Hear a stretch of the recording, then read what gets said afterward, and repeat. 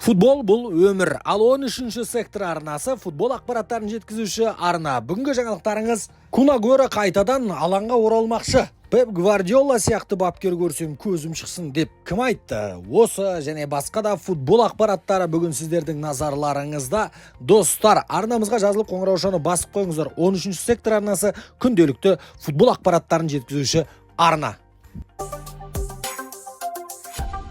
Челси клубы жалпы трансферлік терезеде таңғалдырудан ешқашан шаршаған емес. Ендігі кезекте Челси клубының көзі түсіп отырған ойыншы қай ойыншы деп ойлайсыздар? Ол енді Ливерпульдің шабуылшысы Дарвин Нуньес деген ойыншы көздері түсіп отыр екен. Жалпы ағылшындық басылымдардың айтуынша Дарвин Нуньесқа ұсыныс жасапты үлгерген.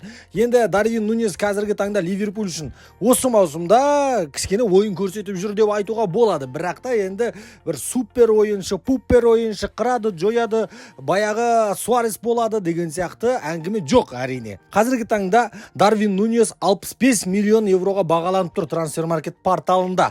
Ал енді Челси қызыққан жағдайда Челсиға кез келген ойыншыны 100 миллион евроға сатып жіберуге болады. Кезінде Ливерпуль клубы Дарвин Нуньесті 100 миллион евроға алған болатын. Сол ақшаны қайтадан қайтарып алса болады, осы мүмкіндікті пайдаланып. Бірақ та жаймен Дарвин Нуньес та Ливерпульдің ойынына сіңіп келе жатқан сияқты ақырындап. Сондықтан да дәл қазір Ливерпульға Дарвин Нуньесті сату тиімді ма, тиімді емес па, оны алдағы уақытта көре жатармыз. Бірақ та Челси клубы нақты бір тоғыздықты алатыны анық. Сол өздеріне керек тоғыздықтардың ішінде челсилықтарға осы Дарвин Нуньес та тізімде жүр екен.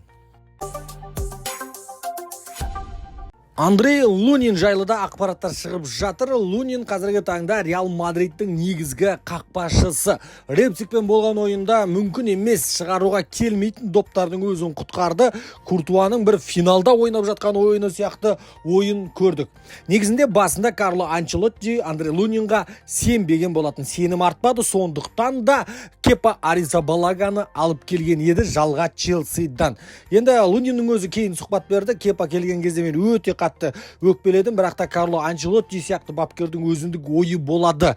Және де мен сол ойды қазір өзгерте алдым деп санаймын деді. Қазіргі таңда Лунин негізгі қақпашы болсам ба, Куртуа келген күннің өзінде деген сияқты ойда жүр екен. Неге болмасқа? Карло Анчелоттидің ойын бір рет өзгерте алды ғой. Екінші рет өзгерте алуы да мүмкін. Бірақ та енді Куртуаның аты Куртуа қазіргі таңда. Енді бұл жерде ең обалы Кепа Аризабалага. Кепа Аризабалага басылымдардың айтуынша қазір депрессияда жүр, күйзелісте жүр, қазір күлуді қойған деседі. Енді қатты күйзеліп қажеті жоқ. Кепа Аризабалага қазір 29 жаста. 29 жас деген қақпашы үшін кәрі жас емес, қақпашы үшін нағыз шарықтайтын жас. Ертең Челсиға барып ойнап кетер, болмаса басқа бір командада ойнар деген үміттеміз. Не дегенмен де Кепа Аризабалага да өте талантты қақпашылардың бірі деп айтуға болады. Жер бетіндегі ең мықты бапкер ол Пеп Гвардиола. Бұған дейін де Пеп Гвардиола сияқты мықты бапкер болмаған, бұдан кейін де болуы екталай деді. Бұны айтқан мен емес, бұны айтқан Манчестер Юнайтедтің аңыз ойыншысы Уэйн Руни. Уэйн Руни дәл осылай санайды. Және де Рунидің айтуынша барлық бапкер Пеп Гвардиоланың тактикасын қайталайды. Бірақ мен қайталай алмадым деді Уэйн Руни. Руни енді білесіздер 6-шы орында тұрған команданың 20-шы орынға түсіріп, ассалаумағалейкум деп кетіп қалып, өзі сөйтіп бапкер ретінде енді шіріп жатыр, шайып жатыр. Теңіздің өзі Руни сияқты шаймайды. Оны бәріміз көріп жатырмыз. Енді Уэйн Рунидің айтуынша барлық тактика, барлық мықты әдіс тәсілдің бәрі ол Пеп Гвардиоланың басында. Дәл қазір Пеп Гвардиола егерде маған көмекшім бол деп айтатын болса, мен барлық жұмысымды анау-мұнау күйбең тірліктің бәрін тастап, дәл қазір Пеп Гвардиолаға қарай жаяу аттанып кетер едім, деді Уэйн Руни. Уэйн Руни осындай баға берген екен. Осындай әңгімесіне қарап, Пеп Гвардиола Руниді көмекші қылып шақырар мекен, шақырмас бекен, ол да белгісіз. Бірақ та енді Уэйн Руни қатты айтқан сияқты, қалған бапкердің бәрін жоққа шығарып жіберді ма дегенде бір ой келіп қалады. Серхио Кунагуэра бутсусын шегеге іліп тастаған.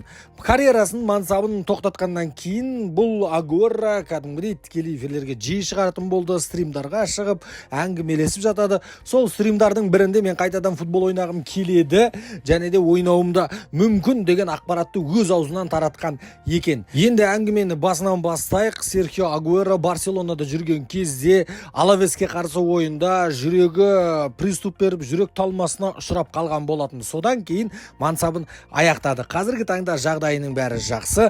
Дәрігерімен сөйлескен екен. Менің жүрегім, қазіргі жүрегімнің жағдайы футбол ойынын көтере алады ма? Футбол ойнай аламын ба деп дәрігерімен сөйлескен. Және де дәрігері, я әбден мүмкін, қазіргі жағдайың жақсы, ойнауға болады деген екен.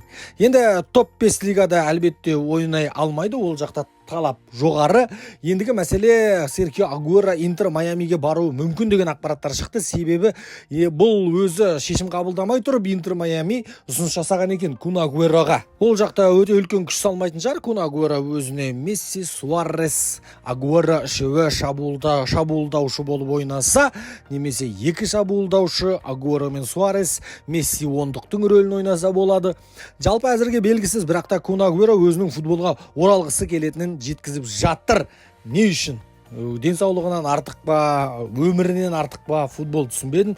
Қазір Кунагуэраға Интер Майами өте үлкен жалақы сұнбайды, өте үлкен келісімшарт сұнбайды. Ақша Кунагуэрада онсыз да бар. Не үшін өзін қинайды? Болды, қою керек сияқты, меніңше бапкер болу керек сияқты, бапкер болған жарасатын тәрізді деген сияқты ойлар бар. Сіздердің ойларыңыз қалай? Кунагуэраны қайтадан алаңда көргілеріңіз келеді ма? Оны да пікірге жаза отырыңыздар. Бүгінге осы бізбен бірге болыңыздар. 13-ші сектор арнасы күнделікті сіздер үшін футбол ақпараттарын шығаратын арна. Сондықтан да дәл қазір арнамызға жазылып қоңыраушаны басып қойыңыздар достар. Назарларыңызға рахмет.